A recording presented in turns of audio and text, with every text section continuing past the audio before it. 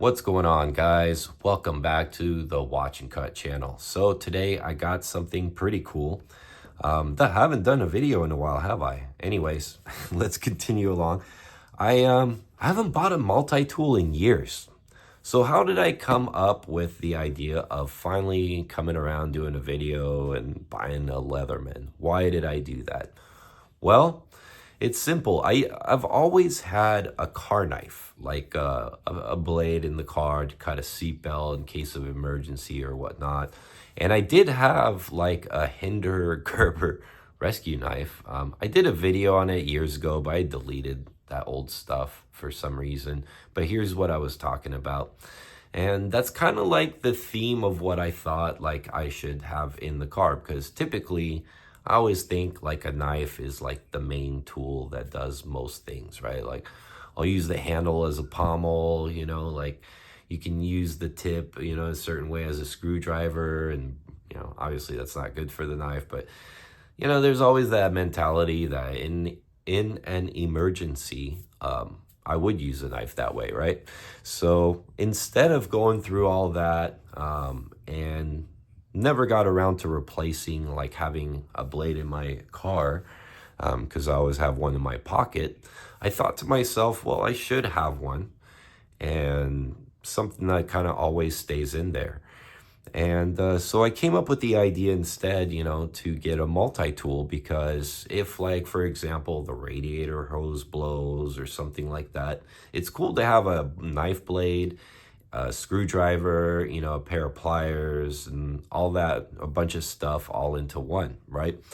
Now, on the flip side, it would kind of also be cool to have a multi-tool that's more like geared for survival. There are some of those that are more outdoor geared. So if I leave the car, I got a fire starter. I got a tiny little area where you can get the multi-tool. It has a sharpening thing for your blade that comes out and you can sharpen your blade. You can get a magnifying glass to use the sun to start fires. You have like all kinds of like different approaches to doing these things. And I do have some Swiss Army knives that are kind of like that. But usually Swiss Army knives tools are just not up to par compared to like a Gerber or a Leatherman tool. So I went with the Leatherman. They made a model that I was really interested in.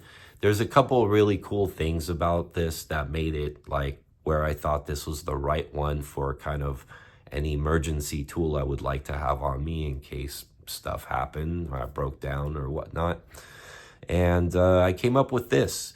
So this is the Leatherman P4 or Free P4 is what it is. All right. This one is not a new thing. It's not like something that just got released or anything like that.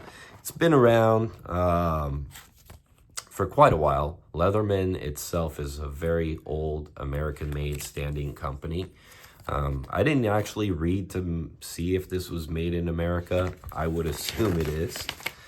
And then you've got all this warranty, maintenance. Here's your warranty stuff, maintenance. You can read it in a bunch of different languages because they ship these things around the world. And you've got a full breakdown of all your tools and what you can do with them and how to use your Leatherman and how to maintain it. So I think that's really, really cool, actually. There's sometimes when you read these things, uses for some of these tools you pull out and you're like, what the hell is that? And when you read up on it, you're like, oh, that's pretty useful after all. So that's cool that it comes with that. It also comes with one of these belt sheaths, which are pretty cool. This one snaps open and close. It's got a really like stiff, flexible kind of like material on the side. So it kind of fits snug in there, And then it has that really secure clip close that you can just unsnap really easily. There's your little belt loop right here. Belt loop's pretty wide. I think it would fit a lot of things. It wouldn't fit a gun belt, I don't think. I think it looks a little narrow for that, but otherwise would fit like maybe like an EDC gun belt or something like that. Otherwise should fit on any standard dress belt or anything else you'd like to wear it with. And then here's your multi-tool. So let's get this stuff out of the way here. We can take a look at it. So there's like a couple reasons why I decided to go with this. Really cheesy reason number one is I don't like to wear belt pouches, and this one comes with a traditional pocket clip, which I think is super cool. It's fastened in there with those 2 screws. It's really like a deep carry loop, but it does allow like a little bit of the tool to be exposed, so like you're able to still grab on and pull it out of your pocket. It's not like submerged where it'd be like this. You still got just a little bit. But what's cool is when you wear this, it really looks like I'm just either wearing a pen or like a small pocket knife, and it just kind of dangles there. That is a big thing for me because I don't like to have these big, heavy multi-tools at the bottom of my jean, like kind of rubbing on my thigh while I'm walking. It's just not comfortable. A lot of these tools too have a lot of edges, you know. I gotta say though, this one is chamfered really, really well, kind of all over. There are no sharp edges on any of the outside of the tool. It feels like smooth and polished to the touch. So they put a lot of effort in that. And I think that is really important and really cool. Because at the end of the day, this is your handle. So when you squeeze on it, of course, you're gonna get tiny little hot spots because of how thin the metal is. But they did round it out to minimize like whatever that might be, right? So let's take a look at the tools on this one. So the first main thing is this blade right here. You can see I've been carrying this thing around for a week just to get familiarized with it. It's got your little spidey hole deployment right there. So I'm not sure what the blade steel is off the top of my head. I didn't even bother to look it up, to be honest with you.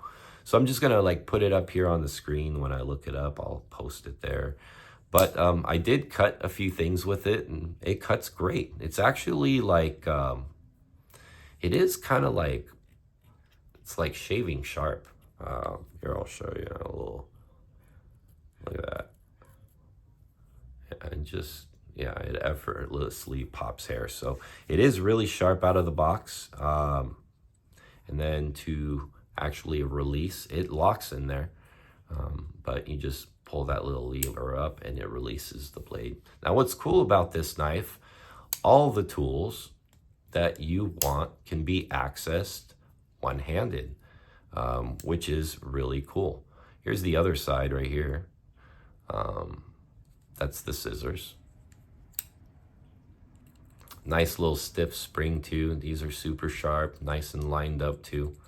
Sometimes you get these like little scissors and they bind or whatnot. These are really nice and lined up. They work great. Same thing, just push this up and then your scissors will fold back in. Nice little package. It's not like a huge multi-tool, but it's not, you know, it's not like carrying a pocket knife either, right? There's definitely some weight to it. So on the other side here, you're gonna get a saw, a very nice saw where you can definitely get through some wood and stuff like that. And then on the other side of it, you've got this serrated blade, which is great for rope cutting and things like that. So you got a lot of tools like for the job, you know, which is kind of cool. I'll lift it up on this side. And I'm trying to do this. I know it's kind of goofy, but I'm trying to demonstrate also that I can access every single one of these tools one-handed. So I'm just using this hand. Even though I fumble a little bit, I'm sure I could get really good at it at some point. But you can see you can get pretty much anything. This file is actually really, really nice. It looks like it would definitely do the job. It's got a nice texture to it. Good shape for whittling stuff. This right here, I think this little symbol indicates right here that you can attach a screwdriver attachment to it for like sockets and stuff, but I'm not 100% sure on that. It does have a little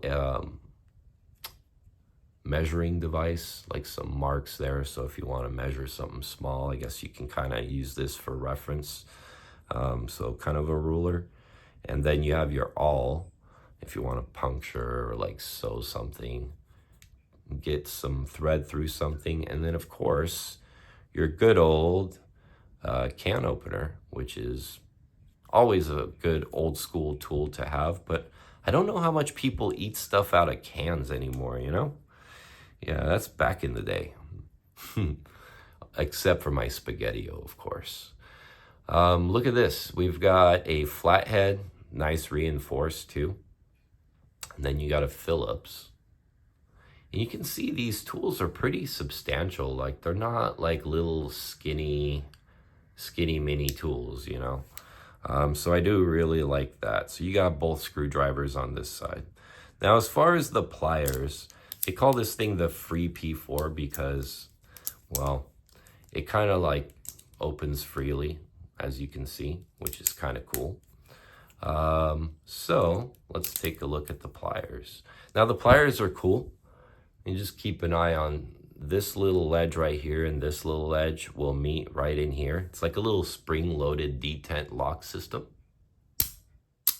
which is really cool. Now you got your pliers. And to disengage them and fold it, you know, you can do this one-handed too, actually. Just push it over and you can close your multi-tool one-handed. So yeah, pretty cool. Almost kind of like a bally song, you know? Yeah, I like this thing. So I've been carrying it around for a week. The pliers work great. They've got a lot of grip friction and whatnot, and you got these really kind of nice serviceable wire cutters. You can see there's a little screw right there, which allows you on both sides to change the blade when they get dull. So that's another big plus. Really high quality tool. All the tools lock, except for the pliers, I guess technically not completely locked. And the way that they stay closed, we should talk about that too. You can see right here, and on this side, you've got a couple of magnets.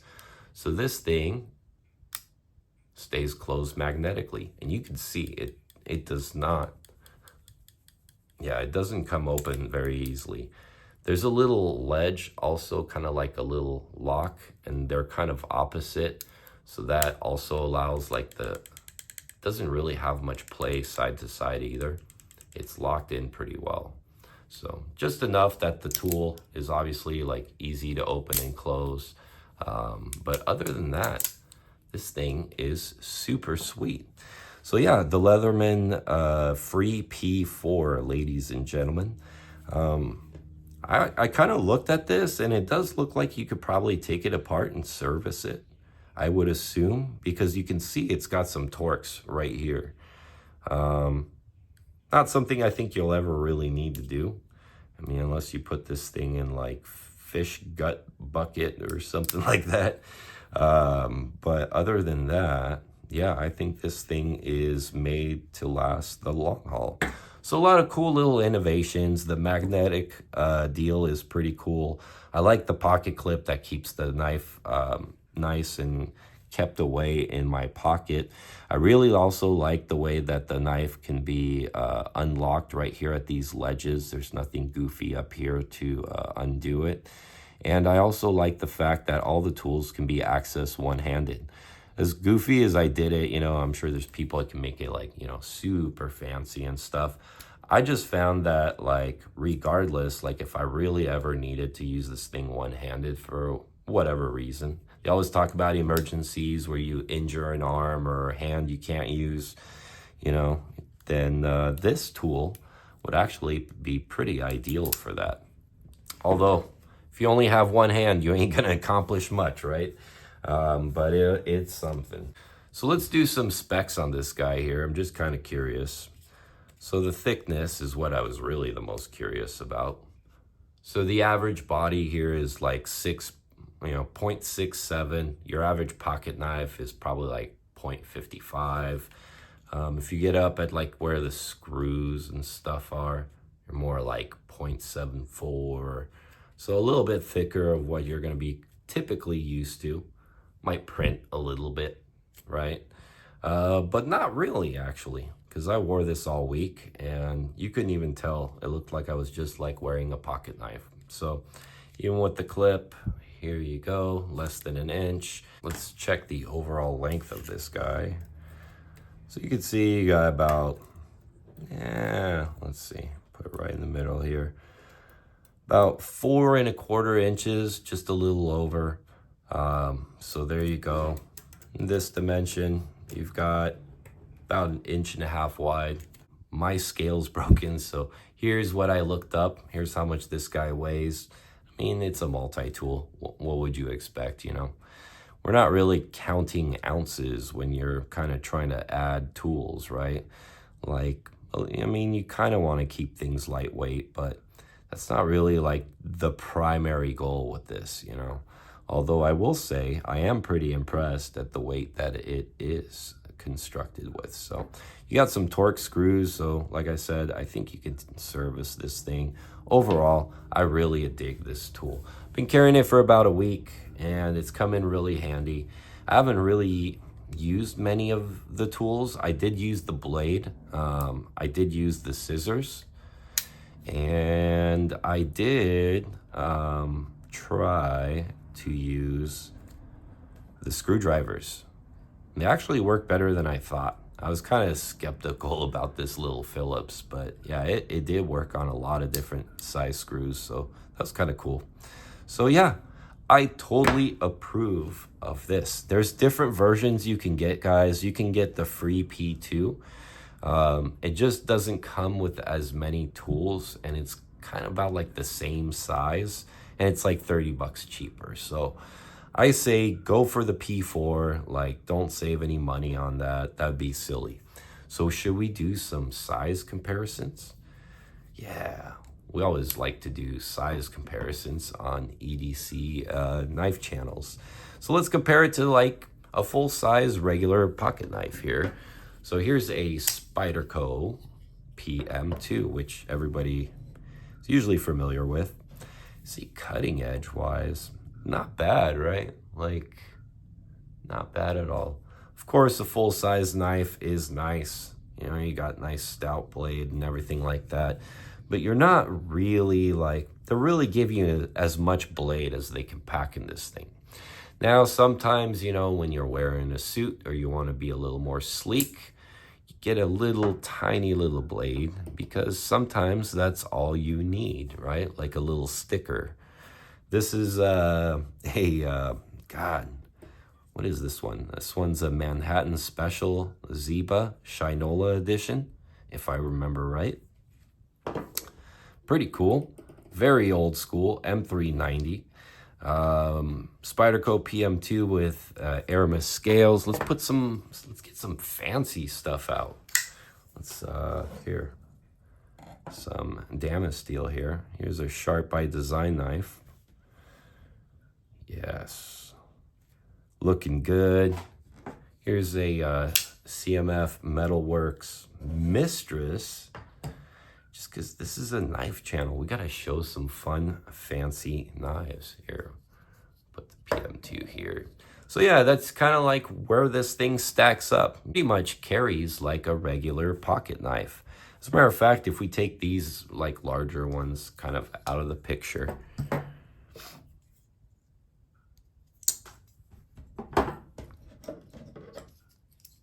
and you take this guy and put it over here, you can kind of see like what you got going on here, you know? It's just a good everyday little blade. What I do like about this one though, it's got like a little bit of hollow grind to it too. So I really, really dig that. And then as far as like blade length or cutting edge, I guess, let's see what we come up with here.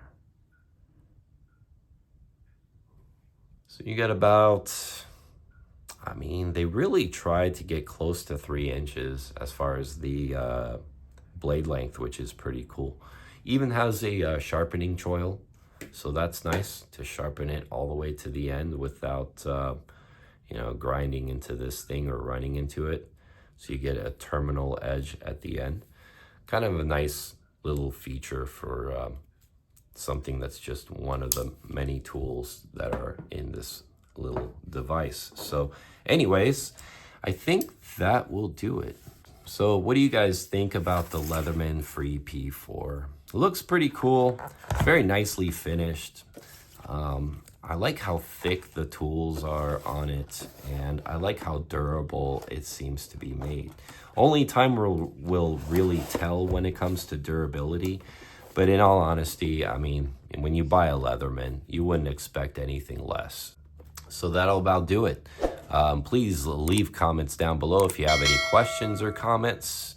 Please like the video if you liked it, thumbs down if you thought it sucked, and also make sure you subscribe to the channel so you don't miss any content coming out and about. I know I'm pretty sporadic, guys, but I'm still around, you know, I'll still be making videos. Just been really busy with some new hobby ventures of mine, so we'll see some more videos soon. Anyways, this is Alex from the Watch and Cut channel, out for the evening.